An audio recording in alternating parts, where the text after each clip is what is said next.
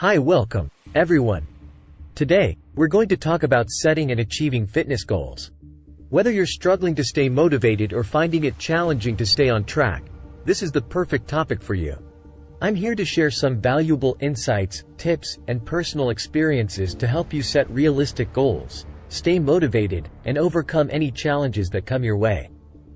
SMART. When it comes to setting fitness goals, one effective strategy is using the SMART goal-setting method. SMART stands for specific, measurable, achievable, realistic, and timely. Let's break it down further. Components of SMART goals. First, your goal needs to be specific.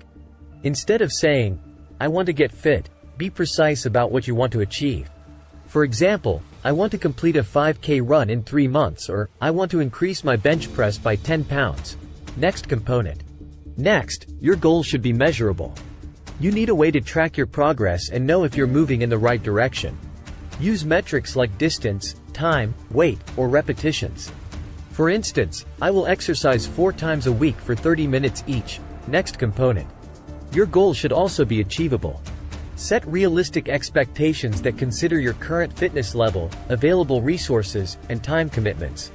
It's essential to challenge yourself, but avoid setting goals that are too extreme or unattainable. Start with smaller milestones and build from there. Importance of setting realistic goals. Realistic goals are crucial for long-term success. Consider your lifestyle, commitments, and capabilities. Be honest with yourself about what you can accomplish. Adjust your goals accordingly. For example, if your schedule is tight, commit to shorter workouts or find alternative exercises that fit your lifestyle. The final component of SMART goals. Lastly, your goals should be timely. Assign a deadline or time frame to your goals.